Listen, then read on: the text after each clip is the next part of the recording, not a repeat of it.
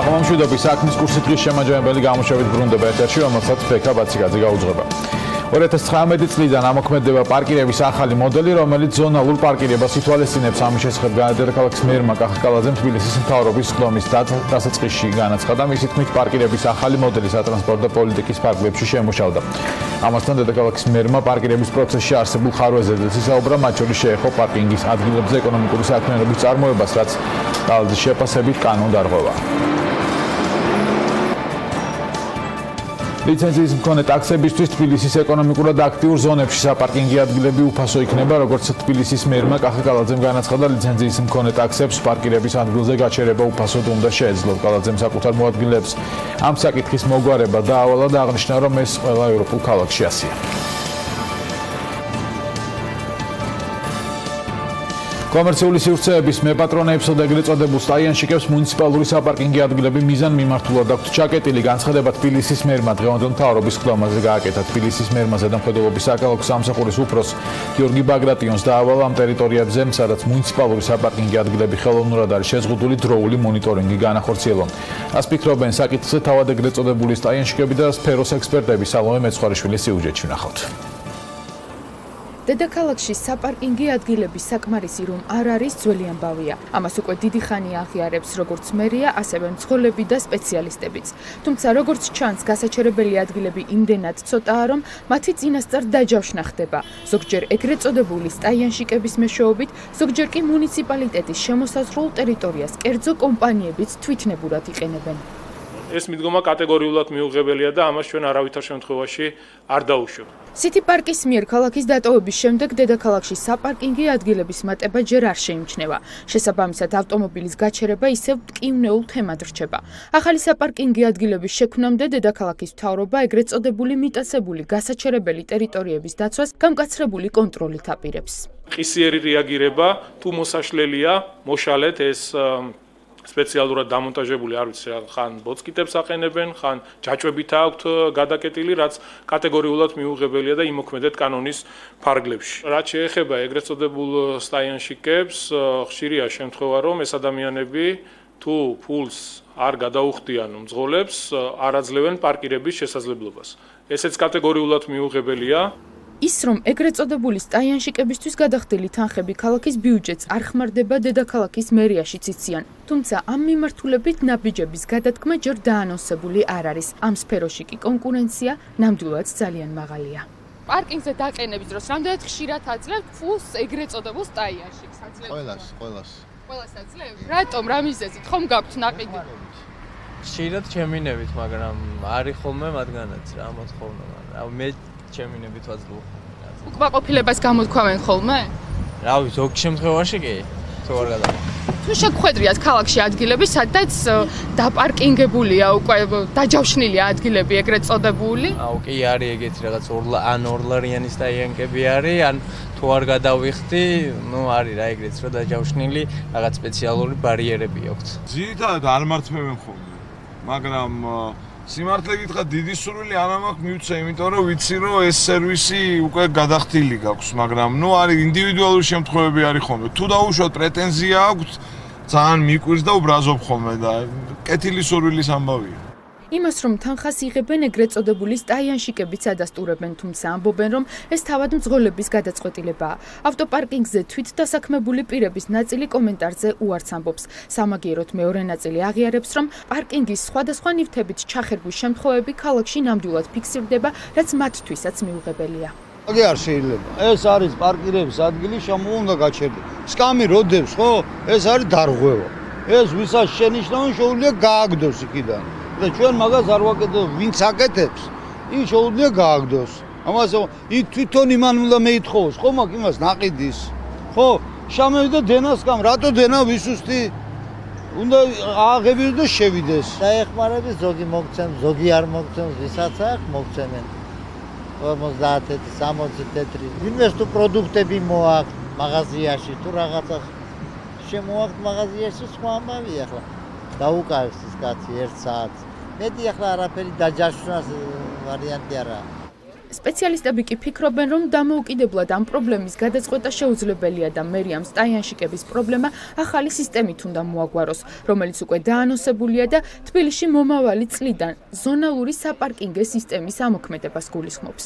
პარკომეტრების დამონტაჟება უნდა მოხდეს, მნიშვნელოვანია აგრეთვე რომ ქუჩის გარეთ პარკირებისთვის ახალი პარკინგი ინფრასტრუქტურა მოეწყოს. ჩვენ დღეს ხშირად ვაწყდებით მოუწესრიგებელ პარკინგს, იმიტომ რომ ესეთი მართვის მექანიზმები, ინსტრუმენტები არ აქვს მერიას. ახალი საპარკინგე სისტემის შესახებ კანონპროექტი უკვე მზადაა და დედაქალაქის მერია მის გადაგზავნას პარლამენტში აპირებს. იქნება თუ არა პროექტში გათვალისწინებული ეგრეთ წოდებული სტაიანშიკების საკითხი და ჩაანაცვლებს თუ არა ამ ადამიანებს საპარკინგი აპარატები უახლოეს კვირებში გაირკვევა. სავარაუდოდ ერთ თვეში როგორც ფიზიკური, ისე იურიდიული პირები 200,000 ლარამდე სესხებს დოლარში ვეღარ აიღებენ. მთავრობის ეს პოლიტიკა გავრცელდება ლიზინგზეც, როგორც პრემიერ-მინისტრმა მთავრობის უშინდელ სხდომაზე განაცხადა, ამით რისკების დაზღვევა შეძლებენ. ლარიზაცია არის ჩვენი მნიშვნელოვანი ინიციატივა და ეს კიდევ უფრო გაამყარებს ჩვენს მაკროეკონომიკურ პოლიტიკას, ამტკიცებს პრემიერი. თელარეგიონალტემ იმუშავა თემაზე, თელარამ საგამომშვიდობის, რას ფიქრობს კერძო სექტორი და როგორ აფასებენ ეკონომისტები მორიგ რეგულაციას. საგამომშვიდობის ბექა ის რომ ფიზიკური პირები 200,000 ლარამდე სესხების დოლარში აღებას ვეღარ შეძლებენ, ნენდა ეს აიკრძალებოდათ მთავრობას, რომ ეს ყველაფერი გეგმაში ჰქონდა კულუარულად, ჩვენთვისაც იყო ცნობილი, მაგრამ რაც შეეხება იმას, რომ არათუ ფიზიკური პირები, არამედ მთავრობა გეგმავს ბიზნეს კომპანიებსაც აუკრძალოს 200,000 ლარამდე სესხების დოლარში აღება, ეს სავარაუდოდ სიურპრიზი იყო თავად კერძო სექტორისთვისაც. შესაბამისად, ჩვენი მთავარი კითხვა გუშინ ეკონომიკური ბლოკის მინისტრებთან შეეხებოდა სწორედ იმას, თუ რატომ გადაწყვიტა მთავრობამ ამ შეზღუდვის ბიზნესზე გავრცელება და საერთოდ რატომ გონია ხელისუფლებას, რომ ბიზნესზე უკეთ იცის, რას ჯობს თავად ბიზნესისთვის. ამ კითხვაზე ფინანსთა მინისტრი ივანე მაჭავარიანი ერწმუნება, რომ მათი გადაწყვეტილება გარკვეულ ანალიზზეა დამყარებული. ეკონომიკის მინისტრი გიორგი ქობულია კი ზოგადად ლარიზაციის პოლიტიკას აფასებს და ამბობს, რომ ეს მოქალაქეების დასაცავად კეთდება. ამ რეგულაციას მოასწორა შედეგი, ალბათ ეს შეიძლება ითქვას, რომ 100,000 რო ქონდა გაკეთებული, უკვე შედეგი მოიტანა. ეს აგრეთვე კეთდება, იცით მარტო ეს ლარიზაცია, იცით ეს მარტო იმისთვის კი არ კეთდება, ჩვენ მაგალითად ლარი ვამოძრავთ, ეს ჩვენი ხალხის დასაცავადაც კეთდება. ზუსტად ჩვენ აი ამ დაშვებით წავედით, რომ ზუსტად ამოდენობის სესხი დაახლოებით რომ ნახეთ რა ტიპის კომპანიები თუ ინდემე წარმოები და ძირითადად ინდემე წარმოები იღებენ რა ამ ზომის ეს ნახეთ რომ ეს არის საცხოვრებელი შეიძლება იყოს ძირე ბიზნესი სხვადასხვა ტიპის თავით საკონდიტრო და მათ ჰეჯირების და ეს თქვა სავალუტო რისკის დათვლის ისეთი კომპეტენცია არ აქვს სადღაც ფილოსოფიურად გაუთანაბრეთ ფიზიკურ პირს არის თუ არა მთავრობის ლოგიკა, არგუმენტი და ლოგიკური ახსნა ბიზნესისთვის მცირე და საშუალო ბიზნესის ასოციაციის ხელმძღვანელი მიხეილ ჭელიძე ამბობს, რომ მთავრობის ახსნა მათთვის ჯამში გასაგებია, რადგან 200,000 ლარამდე სესხებს ძირითადად მცირე და საშუალო ბიზნეს კომპანიები იღებდნენ და მათთვის სესხის პროცენტზე მეტად პრობლემას ქმნიდა და ქმნის სავალუტო რყევები. ეს რეგულაცია კი ამ რისკებს მინიმუმამდე დაიყვანს, აცხადებს ჭელიძე, მაგრამ როგორც ის ამბობს, ასევე მთავრობას ამ თემაზე მათთან კომუნიკაცია არ ქონია და აზრი საერთოდ არ უკითხავს. ჩვენ ასოციაციასთან არ ყოფილა ამ ნაწილში კონსულტაცია, ბიზნესს რამდენად აწყობს ან არ აწყობს ეს რეგულაცია, მაგრამ სტატისტიკური მონაცემების საფუძველზე არის გამოვლენილი, 200,000 ლარამდე სტატისტიკურად იღებს უფრო მცირე ბიზნესი, რომელსაც ასე ვთქვათ, უფრო დიდი პრობლემა მისთვის არის სავალუტო რისკი, როდესაც დაუშვათ კურსი მოიმატებს, მაშინ ექმნება პრობლემა და არა ვიდრე დაუშვათ სესხს რო იღებს, პროცენტი დაუშვათ 6% აიღოს თუ 8%. განსხვავება ამ ორ შორის არის ის, რომ დოლარში ან უცხოურ ვალუტაში პროცენტი გაცილებით დაბალია ვიდრე ლარში.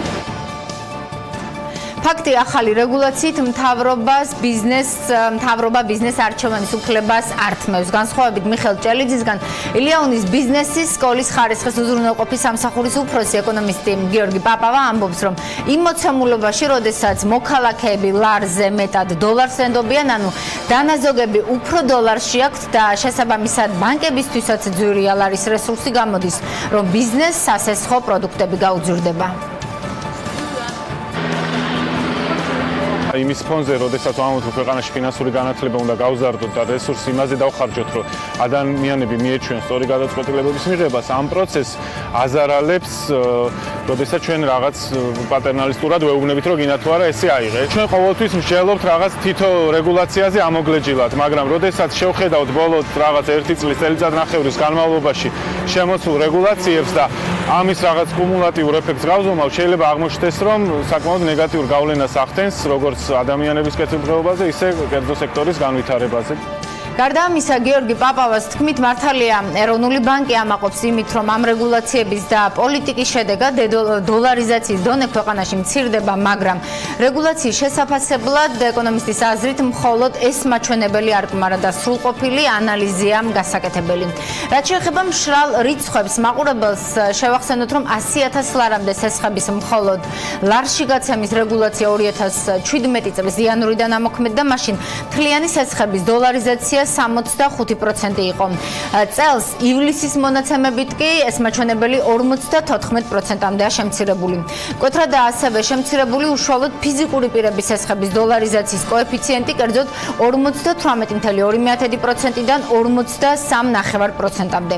რაც შეეხება დეპოზიტების დოლარიზაციის კოეფიციენტს, თუ 2017 წლის იანვარში დეპოზიტების თითქმის 72% დოლარში იყო განთავსებული, ივლისის მონაცემებით 61%-მდეა ეს მაჩვენებელი შემცირებული. ასეთია მოკლედ დოლარიზაციის დონე რიცხვებში, რა მოლოდინები აქვს ეროვნულ ბანკს ახალი რეგულაციებისგან, ასევე რა დონის კომუნიკაცია ჰქონდა მთავრობასთან ცენტრალურ ბანკს, თუ ჰქონდა საერთოდ, ამაზე განმარტებებს ეროვნული ბანკის განმელოდებით. ბექა. მადლობა თელარეგიონალტიას. განვაგრძობთ საქმის კურსს. საქართველოს ეროვნული ბანკის ანგარიშის მიხედვით აგვისტოში საქართველოში მყოფმა უცხოელმა ვიზიტორებმა რეკორდული რაოდენობის ნახა 451 მილიონი დოლარი დახარჯეს ტურიზმის სექტორის შემოსავლებმა.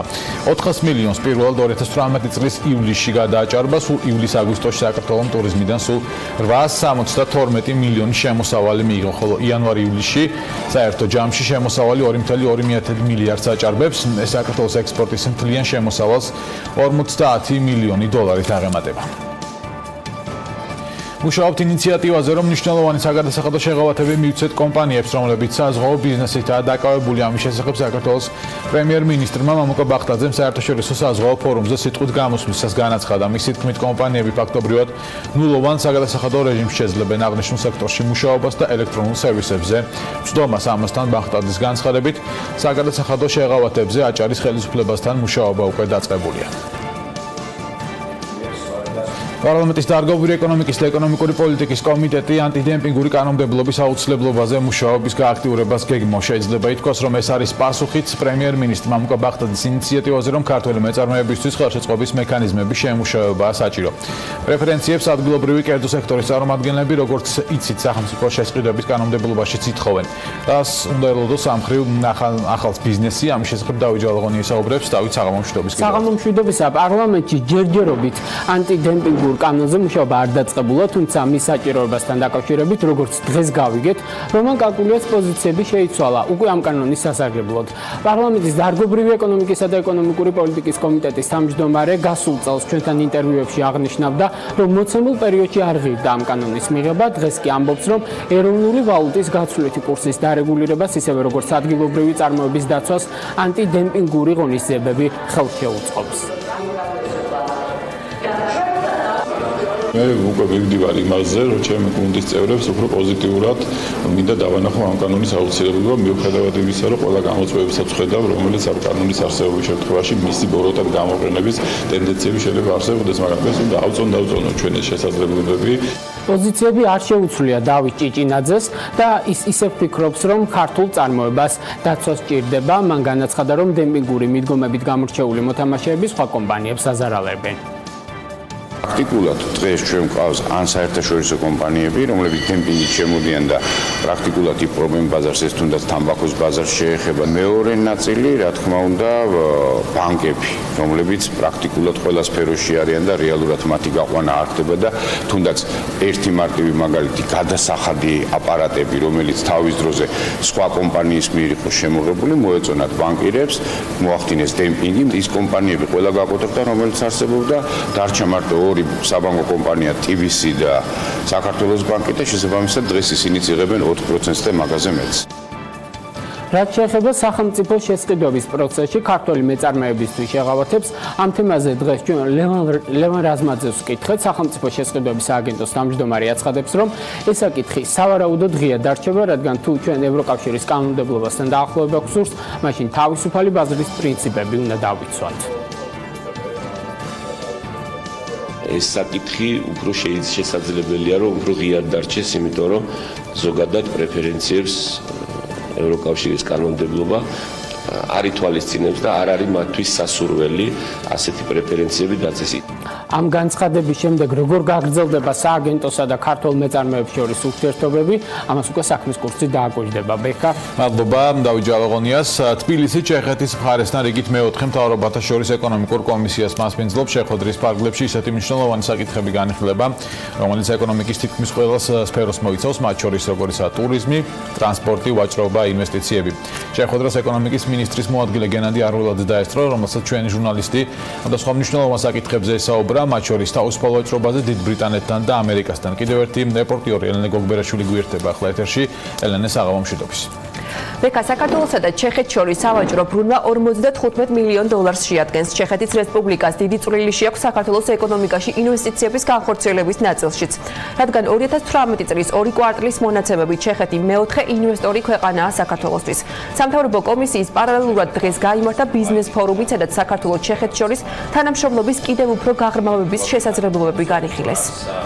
ჩვენ შევთანხმდით კონკრეტული პროდუქტების და კომპანიების კუთხით, როგორც წავახალისოთ აღნიშნული ვაჭრობა, როგორც და ეს წახალისება გამოხატული იქნება სხვადასხვა მექანიზმებით, ეს არის ბიზნეს ფორუმები, ეს არის და გაგრძელდება ასევე სავაჭრო მისიები ორ ქვეყანას შორის, იმისთვის რომ ორი ქვეყნის ბიზნესებმა ნახონ ის პოტენციალი, რომელიც ორ ქვეყანას შორის არსებობს. ეკონომიკის მინისტრის მოადგილე აცხადებს, რომ საქართველოს ექსპორტის 75% იმ ქვეყნებზე მოდის, რომელთანაც ჩვენს ქვეყანას თავისუფალი სავაჭრო რეჟიმი აქვს. შესაბამისად, საქართველო არაერთ ქვეყანასთან განიხილავს ვაჭრობის კუთხით პარტნიორობას. ერთ-ერთი ასეთი დიდი ბაზარია ამერიკის შეერთებული შტატები, რომელთანაც ქართული მხარე აქტიურ კონსულტაციებს მართავს. საქართველომ უკვე ჩაატარა მიზანშეწონილობის კვლევა, თუ რა შესაძლებლობებს მისცემს აღნიშნული შეთანხმება ორ ქვეყანას. ჯერი ამჯერად ამერიკის შეერთებული შტატების ნებაზია.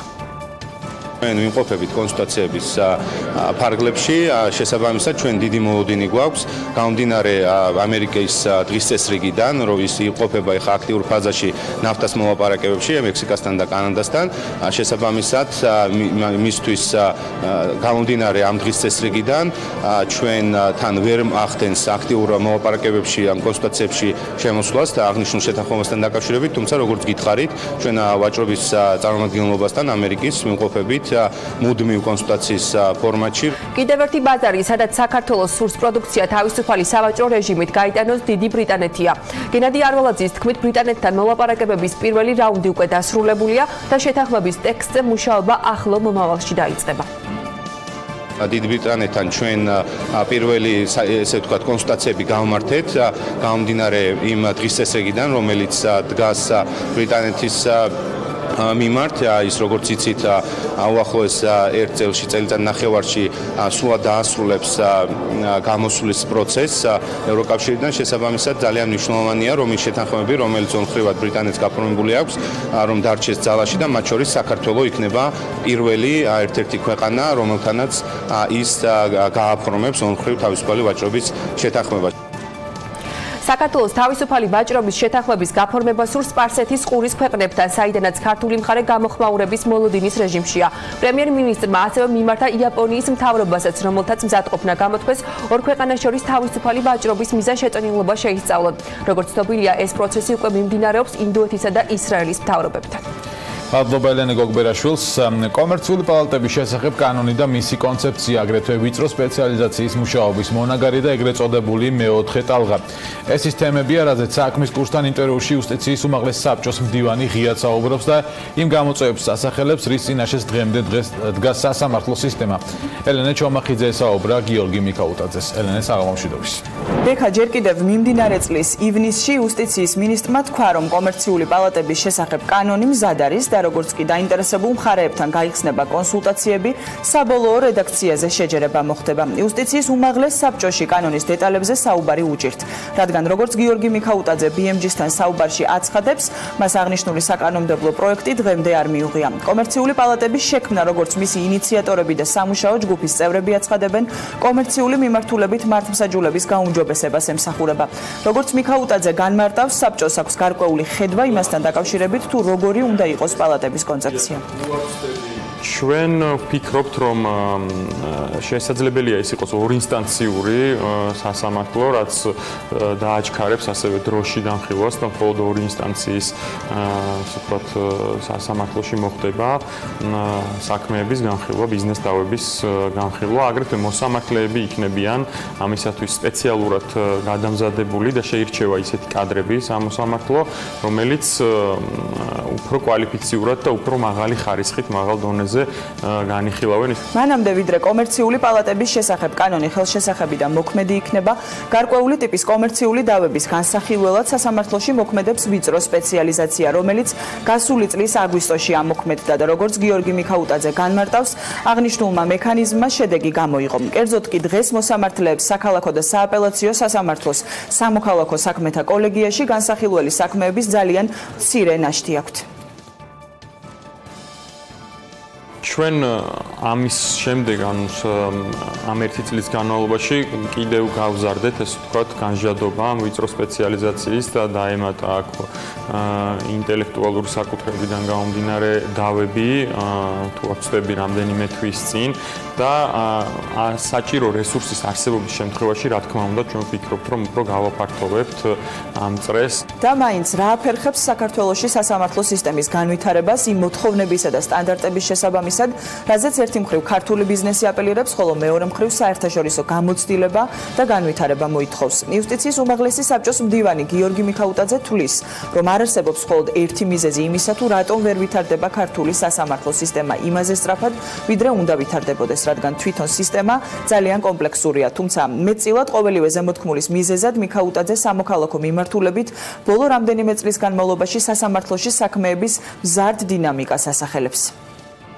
არის პრობლემა ინფრასტრუქტურაც, არის პრობლემა ბიუჯეტიც, ახალი შენობაც წლის ბოლომდე აუცილებლად შეევა ექსპლუატაციაში და სამოქალაქო საქმეთა კოლეგია მიიღებს დამატებით 24 დარბაზს და ძალიან კომფორტულ და თანამედროვე სამუშაო სივრცეს. კომერციული პალატების შექმნასთან და მის ეფექტიანობასთან დაკავშირებით ბიზნესის მოლოდინი საკმაოდ პოზიტიურია. საკითხავია მხოლოდ ის, თუ რა კვალიფიკაციის მქონე მოსამართლეები განიხილავენ კომერციულ დავებს და შეამცირებს თუ არა პალატის არსებობა დავების განხილვის დროს. რაც შეეხება სასამართლო რეფორმის მეოთხე ტალღას, იმედია ეს უკანასკნელი მის სამ წინამორბედზე მეტად დაიმსახურებს საზოგადოების მოწონებას და რაც მთავარია რეალურად გაუმჯობესებს მართლმსაჯულების ხარისხს საქართველოში. ბექა. მადლობა ელენა ჯომახიძეს, განაგრძობთ გადაცემას. Apple-მა ახალი smartphone XS, XS Max და XR გამოუშვა. ჩვენ ჟურნალისტი ლევან თაღიაშვილი ეცადა დაენახებინა თქვენთვის მისი დადებითი და უარყოფითი თვისებები დეტალებს მის სიუჟეტში ნახავთ. For 2010, we're going to take the biggest leap since the original iPhone. ეს სტივ ჯობსია, ადამიანი, რომელმაც შექმნა iPhone-ი, სრულიად ახალი და ინოვაციური smartphone-ი. სტივ ჯობსმა ერთ-ერთი ბოლო აპლოდისმენტები სწორედ iPhone 4-ის შექმნისთვის დაიმსახურა. 2011 წლამდე Apple-ის პროდუქცია უპირობო ლიდერად აღიქმებოდა, თუმცა სტივის გარდაცვალებამ ბევრი რამ შეცვალა. მიუხედავად ახალი ეკრანის, უსწრაფესი პროცესორის და გაუმჯობესებული კამერისა, ახალმა iPhone XS-მა და XS Max-მა ბევრ მომხმარებელს გაუცრუა იმედი. $1099 smartphone ნაკლებად გამოირჩევა ინოვაციებით და ძირითადად ტექნიკური მახასიათებლებით იწონებს თავს, როგორიცაა მაგალითად პროცესორი, რომელიც წამში 5 ტრილიონ ოპერაციას ასრულებს, ან 512 გიგაბაიტის მქონე მეხსიერება, რითიც შეძლებთ 200,000-ზე მეტი ფოტოს გადაღებას. სტივ ჯობსმა Apple-ს მსოფლიო ბაზარზე ადგილი დაუმკვიდრა, როგორც ყველაზე ინოვაციურმა კომპანიამ, თუმცა მისი დევიზი Think Different, ანუ იფიქრე განსხვავებულად, იმდენად ვეღარ ამართლებს საკუთარ თავს, რადგან X მაქსის ერთ-ერთი ყველაზე განსხვავებული სიახლე ორი სიმბარათით სარგებლობაა. ეს ფუნქცია კი სხვა smartphone-ებს უკვე წლებია გააჩნიათ. მიუხედავად ამისა, დახვეწილი დიზაინი, ფერთა გამა, კამერის ფუნქციები და iOS სისტემა Apple-ს საშუალებას აძლევს იყოს პირველი $1 ტრილიონი კომპანია მსოფლიოში. 12 სექტემბერს პრეზენტაცია ახალ კამპუსში გაიმართა, სადაც NBA-ს ორგზის MVP სტივ ნეშიც გამოჩნდა, რომელმაც ახალი აპლიკაცია Home Court-ი წარადგინა. როდესაც ახალგაზრდა ვიყავი და ვარჯიშობდი, ხშირად არ ვიყავი დარწმუნებული, რომ სწორად ვაკეთებდი ყველაფერს. მხოლოდ სროლაში ვხარჯავდი საათობით დროს და ვიმედოვნებდი, რომ ვიპოვიდი ისე ტექნიკას, რომელიც დამეხმარებოდა საკუთარი თავის გაუმჯობესებაში. მე ვიმუშავე Home Court-ის გუნდთან ერთად იმისთვის, რომ მოვახდინოთ რევოლუცია სპორტის ამ დარგში. ძალიან მსურს განახოთ თუ რა შეგიძლიათ გააკეთოთ ახალი iPhone-ით. ახალი აპლიკაციის მეშვეობით თქვენ შეძლებთ საკუთარი მოძრაობების იდენტიფიცირებას, ჩაგდებული ბურთების რაოდენობის დათვლას და ბურთის ტრაექტორიის განსაზღვრას. გარდა ამისა, შეგეძლებათ ვიდეო თამაშები გაცილებით უფრო მრავალფეროვანი გახადოთ და სასიამოვნოდ გაატაროთ დრო თქვენს მეგობრებთან ერთად. განახლებული კამერა ნამდვილად აღნიშვნის ღირსია. Smart HDR ფუნქციის მეშვეობით თქვენი ტელეფონი ერთდროულად რამდენიმე ფოტოს გადაიღებს, საუკეთესო დეტალებს ამოარჩევს და ერთმანეთს შეუთავსებს. ჩვენთვის ეს კონფერენცია განსაკუთრებული აღმოჩნდა, რადგან ოფიციალურად ხელმისაწვდომ ქვეყნებს შორის საქართველოც გამოჩნდა. თუმცა არსებული ინფორმაციით ეს ჯერჯერობით არ ნიშნავს, რომ საქართველოში App Store გაიხსნება. ახალი smartphone-ების შეძენა ქართულ მომხმარებლებს უკვე 22 სექტემბრიდან შეეძლებათ. მისი ფასი სავარაუდოდ 3000 ლარი იქნება.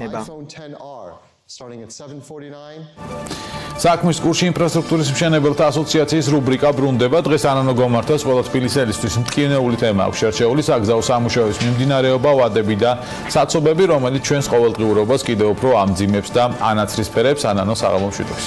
საღამომშვიდობისა ბექა. დავბრუნდით, გიერთდებით ახალ სეზონზე, ახალი ინფრასტრუქტურული პროექტებით ქალაქში და როგორც მთავრობა გვპირდება ქვეყანაშიც. თუმცა ამაზე შემდგომ გადაცემებში ვისაუბრებთ. ჩვენი რუბრიკის სათაურიდან გამომდინარე დღეს ყველაზე ცხელი თემა დედაქალაქში მიმდინარე საგზაო ინფრასტრუქტურული სამუშაოები და რა თქმა უნდა, სად თუ არა ჩვენს ეთერში უნდა გაშუქდეს. მით უმეტეს, როდესაც სამუშაოებს ინფრასტრუქტურის მშენებელთა ასოციაციის წევრი კომპანიები ასრულებენ. მეც ისევე როგორც დედაქალაქის მოსახლეობის უმრავლესობას მათ წუხებს, თუმცა ამავდროულად მიხარია მიმდინარე საგზაო სამშენებლო სამუშაოები ქალაქში, რომელთა წყალობითაც ასე გვიჭირს გადაადგილება ჯერ კიდევ ზაფხულიდან შემორჩენილ სიცხეში. არ წყდება საზოგადოების უკმაყოფილო პოსტები სოციალურ ქსელებში, ფანტაზია და იუმორი ხომ ნებისმიერ თემაზე უსაზღვრო განვითარებას აღწევს და არც ეს გაუთავებელი საცობებია ამ შემთხვევაში გამონაკლისი. დღეს კოსტავას ქუჩაზე დედაქალაქის მერი და მისი უწყების წარმომადგენლები დაესწრენ ჭაბუკიანის ქუჩის გახსნას. მოდით მოусმინოთ კახე კალაძეს და მის მოადგილეს ირაკლი ბენდელიანს თუ რასაცხადებენ მიმდინარე სამუშაოებთან დაკავშირებით. როგორც დაკვირდით 15-ისთვის ამ კონკრეტულ ლოკაციებზე პირველი ფენა მოასფალტება იქნება დამთავრებული, გზები იქნება გახსნილი და გადაადგილება შესაძლებელი იქნება თავისუფლად. მეორე ეტაპი ეს არის უკვე საბოლოო სამუშაოები, მოასფალტება მეორე მესამე ფენა, საბოლოო ფენა, ეს ღამის საათებში განხორციელდება, რომ მძღოლებს და მოსახლეობას ის დისკომფორტი არ შეუქმნათ. მთლიანად სამუშაოები, მთლიან პროექტ მე მარტო საგზაო ინფრასტრუქტურას არ გულისხმობ, ეს არის კეთილმოწყობითი სამუშაოები, რაც გულისხმობს იმას, რომ საფეხმავლო ბილიკები მოეწყობა, ბორდიურები შეიცვლება, გარე განათების ბოძები მთლიანად იქნება შეცვლილი თავისი სანათებით და ეს სადენები, რასაც ახლა ჩვენ ხედავთ, რომელიც გადმოკიდებულია ჰაერში და არა ესთეტიკურად არ არის ლამაზი, ეს ყველაფერი ჩადის მიწის ქვემოთ. ყველა ქუჩაზე არის სხვადასხვა ვადა, იწყება ეს სექტემბრის ბოლოდან, სრულდასრულებელს გულისხმობ, რომელშიც კაპიტალურად არის შესული როგორც მიწისქვეშა კომუნიკაციების შეცვლა, ასევე სადენები, ახალი ველობილიკები, ეგრეთ წოდებული ბასლაინები. დაიწყება დაახლოებით სექტემბრის ბოლოდან, ოქტომბრის შუა რიცხვებიდან და დასრულება წლის ბოლოსკენ. დედაქალაქში მიმდინარე საგზაო სამუშაოებთან დაკავშირებით კომენტარი გააკეთა ასევე ქალაქ თბილისის მერიის ინფრასტრუქტურის განვითარების საქალაქო სამსახურის უფროსმაც გაგი ბუაძემ, რომელსაც საზოგადოებაში ყველაზე ხშირად გაჟღერებული კითხვაც დავუსვით, თუ რატომ დაიწყო საგზაო სამშენებლო სამუშაოების განხორციელება ისეთ დროს, რომ სასწავლო წლის დაწყებას ისედაც გადატვირთულ ქალაქში გადაადგილება კიდევ უფრო გართულებული იყო. დღეს უკვე ეტაპობრივად დაიწყეს ჩარტავ-კოსტავას მონაკვეთზე გახსნა და გაიხსნა ჭაბუკიანის ქუჩა, რაც უკვე ინტენსივობას მოაკლებს და იმედი გვაქვს, რომ ნელ-ნელა საცობები მოიკლებს. რაც შეეხება უშუალოდ ჩარტავას და კოსტავას, როგორც შეგვიძლია ამ ქუჩებსაც პირველ ეტაპს დავამთავრებთ 15 სექტემბერს. კოსტავას ქუჩაზე მიმდინარე სამუშაოების შემსრულებელი კომპანიის ხელმძღვანელი ამ უდიდესი პასუხისმგებლობის აღების გამო უშუალოდ სამუშაოთა მწარმოებლებთან ერთად პირადად არის სამუშაო პროცესში ჩართული. თუ რა და როგორ კეთდება დედაქალაქის ერთ-ერთ ცენტრალურ კოსტავას ქუჩაზე, თავად სამშენებლო კომპანია NCC-ის ხელმძღვანელი გეგი ქელბაქიანი გვეტყვის. აუცილებელია ითქვას, რომ ეს არ არის უბრალოდ ასფალტი ხარის და ახალი დავაგეთ, პრაქტიკულად შეიცვალა მთელი ყველა მიწისქვეშა კომუნიკაცია, რომელიც ნაწილით შეცვალა NCC-მ, ხოლო ნაწილი შეცვალა სხვა კომპანიებმა, ისევე როგორც GVP, MACT-მ, Silknet-მა და ასე შემდეგ, ანუ პრაქტიკულად ქუჩა მთლიანად განახლდა. ამის მერე უკვე როგორც დაგეგმილი გვაქვს, რომ 16-ისთვის გავხსნათ მოძრაობა სრულად, რაც გულისხმობს მიწისქვეშა, ანუ პირველი ფენა ასფალტის დაგებას, რომ მოსახლეობისთვის გაადვილდეს უკვე მოძრაობა, უკვე გაგრძელდება სამუშაოები, დანარჩენი სამუშაოები, რაც არის უკვე ტროტუარების მოწყობა, სივრცის კეთილმოწყობა. როგორც ვიცით, კომპლექსური სამუშაოების ერთ-ერთი მიმართულება ასევე მიწისქვეშა კომუნიკაციების მიმართულებაა, რომელიც ასევე აქტიურად იცვლება დედაქალაქში. გავესაუბრეთ კომპანია DIN Group-ის ხელმძღვანელს ნიკოლოზ ეპიტაშვილს, რომელიც დღეს შარტავას ქუჩაზე ჩავწერეთ, თუმცა ეს ერთ-ერთი ლოკაციაა, სადაც აღნიშნული კომპანია ამჟამად მუშაობს. მუშაობთ რამოდენიმე მიმართულებით, ცენტრალური ქუჩა გვაქვს, კანჩისის ქუჩა, მთლიანი რეაბილიტაცია ხდება ამ ქუჩის. ასევე ვართ შესული სხვადასხვა ეზოებში, სხვადასხვა ეს ქუჩებზე, ნაძალადევის გამგეობის დაკვეთით. ასევე ამ კონკრეტულ ქუჩაზე, შარტავალზე ვასრულებთ მიწისქვეშა კომუნიკაციების მთლიან რეაბილიტაციას, იცვლება ძველი და იდება ახალი მილები, მოიხსნა ბოძები, რათა თბილისი იერსახე უფრო გალამაზდეს და ეს ყველა კომუნიკაცია ჩავიდა მიწისქვეშ. ეს კეთდება კომპლექსურად, ყველა დეტალს შეეხო მერია, ყველა კომუნიკაცია რაც კი ზევით იყო ჩავიდა მიწისქვეშ, ინტენსიურად მიმდინარეობს 24 საათის რეჟიმში მუშაობა. ჩვენ ვადები არის, პირდაპირ გეტყვით, დამკვეთის მხრიდან ძალიან ისეთი მოთხოვნადი, რომ 24 საათის რეჟიმში მუშაობთ, გვესმის ჩვენ მოსახლეობის, რომ შეწუხებულები არიან, მაგრამ ამას გაგებით უნდა მოვეკიდოთ. მოკლედ ის ხა დაგვრჩენია, როგორც ქალაქ თბილისის მერია მოგვიწოდებს, გაგებით მოვეკიდოთ დედაქალაქში არსებულ საცობებს და დაველოდოთ 17 სექტემბერს, როცა დაპირებისამებრ გაიხსნება ის ქუჩები, რომელიც დღეს გადაკეტილია. მადლობა ანანო გომართელს, ხადი ყველას გვესმის სიკეთე, რომელიც ამ სამუშაოებმა უნდა მოიტანონ, თუმცა ფაქტია, რომ ის დისკომფორტი, რომელიც შექმნია ქალაქში, კიდევ უფრო გაწუხებს დღეს, მაგრამ ნახოთ 17 სექტემბერს ველოდებით მოკლედ ყველა. და გადაცემის ბოლოს ვალუტის კურსს გაგაცნობთ ეროვნული ბანკის ოფიციალური მონაცემებით, ხვალ 14 სექტემბერს 1 ევროს ღირებულება 3 ლარი და 4 მიესედი თეთრი იქნება, 1 გირონკა სტერლინგის შეძენა 3 ლარი და 42 თეთრად შეძლებთ, 1 დოლარის ღირებულება კი 2 ლარი და 62 თეთრია.